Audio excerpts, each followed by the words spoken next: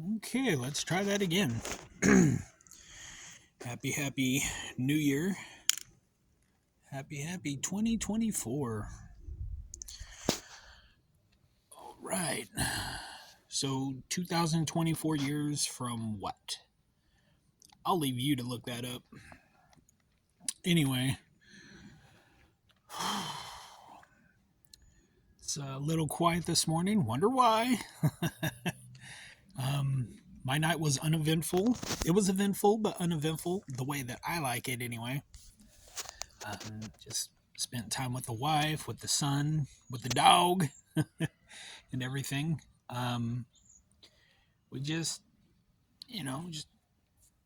kind of our daily routine, really. And then only difference, we had little finger foods, snacks, things like that. Um, Even though I tried my due diligence to keep myself in check, my blood sugar numbers this morning are a bit high. But my breakfast was a little bit better than what I was having last night. But ready to get back at it. Um, it's not really a rambling video, but it seems like it's turning into one. I'm gonna go visit my mother today. Um, we're trying to get her into a hospice facility. She has said that she wants out of the hospital. She's been very agitated. I understand, but I obviously from experience don't understand. Like I've been to the hospital before, but I'm saying like as far as what she's going through and her disease that she has. Um, but like I said, the agitation with end stage COPD, between that, not getting enough oxygen to the brain, and then the morphine, and then the uptick of morphine because of the pain, it's not fun. It's not fun. Um, it is not fun going to the hospital. I love to visit my mom, but at the same time, it's beginning to be, I don't want to say stressful, but a bit trying. The woman that gave birth to you, the woman that raised you, uh, the woman that raised you up to be a good man, um, the woman that has seen you become middle aged. it it's hard watching her taking on a whole different thought pattern just because of being agitated, confused, things like that, and just little things like that kind of gets to me a little bit. I I know that I his ways are above my ways, his thoughts are above my thoughts. I don't know what he has planned. I know he can heal. I know he's a great physician, the great physician. I also know that he works through people as well.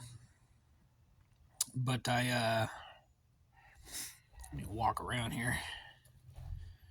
I feel that he can heal, obviously, but at the same time, I don't know what his will is. I don't know if it's his will that she continues on for a few more years. I mean, despite what the doctors say, despite what hospice says, that it's getting really, really close, because I'm even seeing the outward signs that it's getting very close. I, like I said, I know he's in the healing business, but at the same time, I know that, even when I lost my dad almost 10 years ago, this may sound weird to some people, and especially if you're not a believer, or even if you are a believer, no, we don't want that person to go, but we don't want that person to suffer either. And I feel like, in a weird way, to some people, part of God's mercy is taking them home, is not having them suffer. Part of God's mercy is to call them home.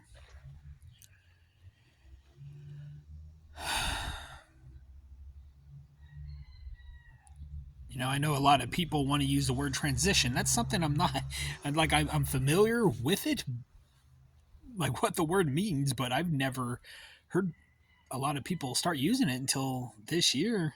Well, 2023.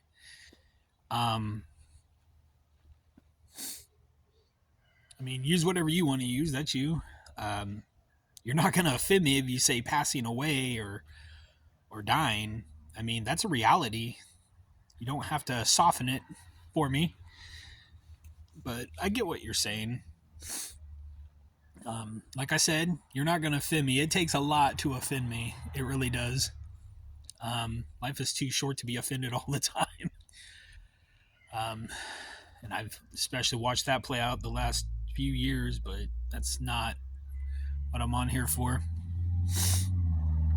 I'm going to go up today, going to visit her and everything.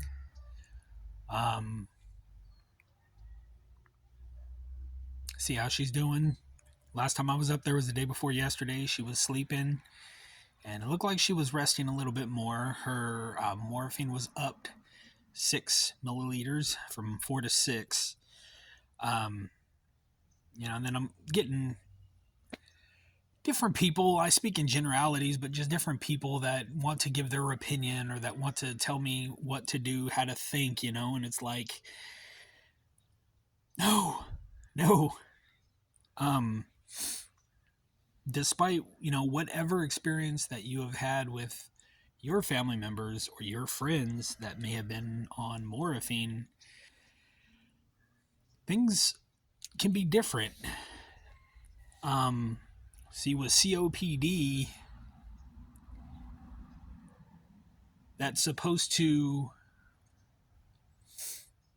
take away any pain or discomfort, but at the same time, it's also supposed to open up the airways in the lungs so they can breathe a little bit easier.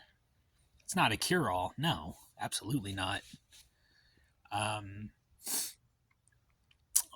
Other alternative, Oxy will make you sleep longer. My mother, she didn't want Oxy because she didn't want to sleep, but there might come a point in time to where she may need the liquid Oxy to rest, to sleep, because the pain might be too much. It might get to that point to where that morphine might not work. I don't know. I'm not a doctor. I'm not going to pretend to be one. But I don't know everything, and I like to think that I'm getting to that point in my life, which I wish I would have done this when I was in high school. We did have computers, but we were probably limited on information, unless we actually went to the library and got a book or an encyclopedia. But I like to think I'm trying to get into that mind frame and doing my due diligence to research COPD, to research anything that kind of sparks my interest, to find out more about it and to cross-reference. It's always important to cross-reference, because not everything you come across online is going to be accurate, 100% accurate.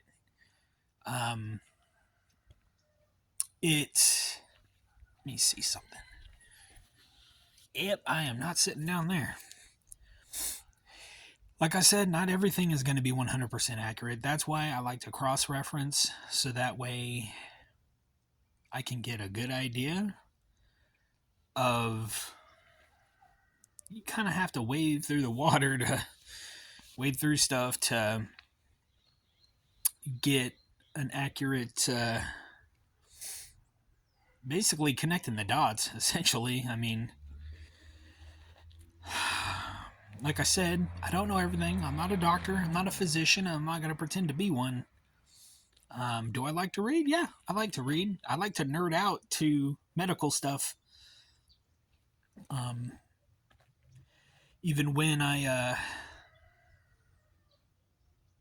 became, well, when I thought I was a type 2 diabetic, when they said, no, you're actually a type 1.5, type 1.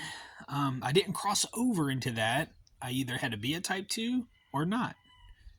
I wish I could explain that better to people. I mean, it would require probably about at least a 30-minute conversation. But, yeah, I'm doing my due diligence. I'm going to go visit her today, and I'm going to come home. And, yeah, that's kind of pretty much all that there is for now. Like I said, we're trying to get her into a hospice facility, but that is going, well, hopefully either, I think today, this morning, or tomorrow. Hopefully we want to get the ball rolling on getting her moved if she can be moved. I mean, like I said, I'm not a medical expert. All I can do is rely on the medical experts and place good faith in them, first and foremost in him, but place a little bit of faith in them, in the medical team, and they have to assess, they have to write out a referral to get her moved, and then once they write out a referral, if there is a bed available, and that's the thing, is the availability, hopefully there will be, and that's the thing. Some people think, oh, they're going to go to a hospice place to get better. No, it's end-of-life care. You don't go to hospice to get better. I wish that was the case. I'm sure we all wish that was the case. And then, like I said, she hasn't really eaten very much, just micro amounts since Christmas.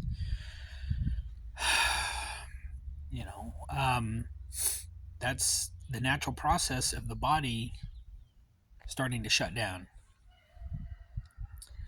So, man, it's been a week since Christmas already. It's insane. Anyway, guys, hopefully you have a good day, and I just wanted to give you an update on everything going on. So, all right, guys, take care.